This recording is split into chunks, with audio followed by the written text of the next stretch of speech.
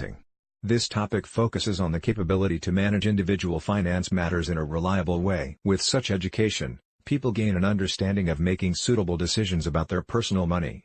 Without a basic financial understanding, how can people develop their financial skills? Where will you learn about things such as investing, insurance, budgeting, saving, retired life and income tax concepts? Why is financial literacy important for students? The typical high school curriculum of education and learning is extremely important. People generally do not get specialist education until they are in a career program. To become a medical professional, an auto mechanic or web developer requires specialist education for career success. The one area of education that is generally missing to equip our youth to be able to make smart economic decisions in their lives is proper financial education.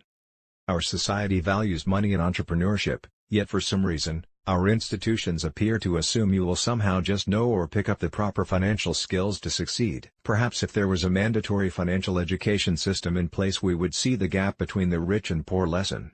Teaching basic financial concepts and skills can go a long way to make sure that people can learn good financial habits and keep their heads above water.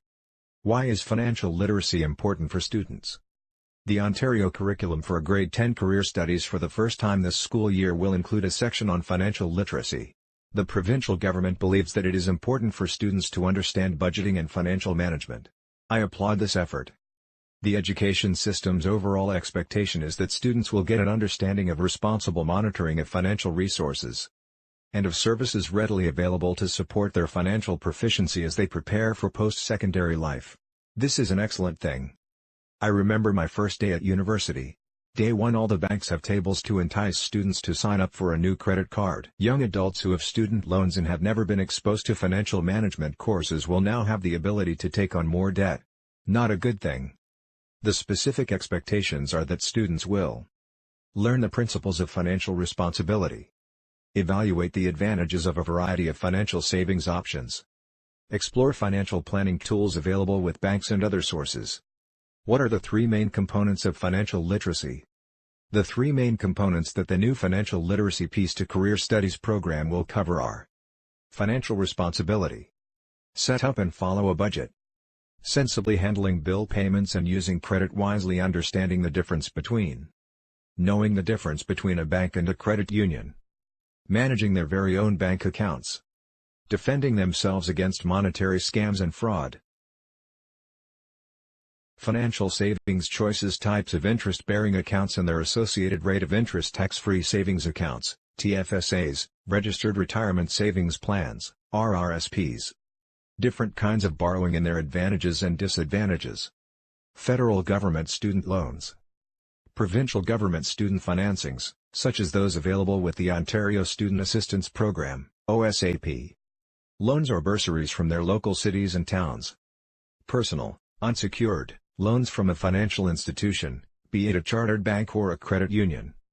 Lines of credit, credit card and overdraft products. Recognizing the benefits and disadvantages of the numerous kinds of credit products. How the responsible use of a credit card can boost an individual's credit score ranking. How improper use of the same credit card can hamper a person's credit score ranking.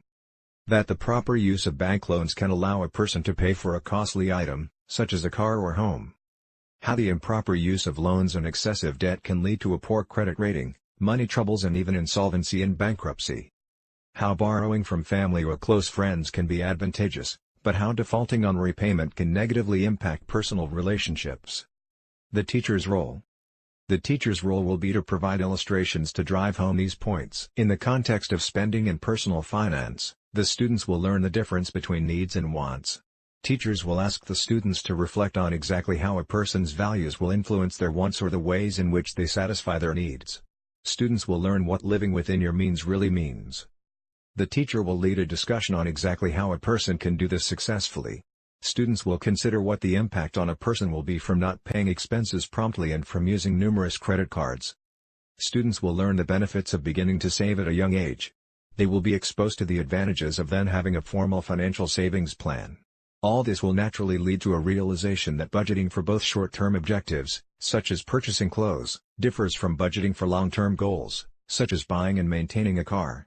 Students will also learn about the different types of savings vehicles as well as debt products. They will also learn the proper use of debt. In my view, The students will learn about the three most important parts of any financial literacy program. 1. Proper budgeting techniques. 2. The importance of saving from an early age and the various savings vehicles available. And 3. Debt and how to use it properly. Summary. Hopefully, by exposing grade 10 students to these concepts, they will be motivated to keep learning and using proper financial management techniques. My hope is that more students will come out of high school and begin their post-secondary career, whatever that may be, by having better financial management skills, and therefore fewer people will be able to stay clear of insolvency. Are you on the edge of insolvency? Are bill collectors hounding you? Are you ducking all your phone calls to the point where your voicemail box is always full? If so, you need to call me today. As a licensed insolvency trustee, formerly called a trustee in bankruptcy, we are the only professionals licensed, recognized as well as supervised by the federal government to give insolvency assistance. We are also the only authorized party in Canada to apply remedies under the Bankruptcy and Insolvency Act, Canada. I can definitely help you to choose what is best for you to free you from your financial debt issues. Call the Ira Smith team today so we can get free you from the stress, anxiety, and discomfort that your cash issues have created. With the distinct roadmap we establish simply for you, we will without delay return you right into a healthy and balanced problem-free life, starting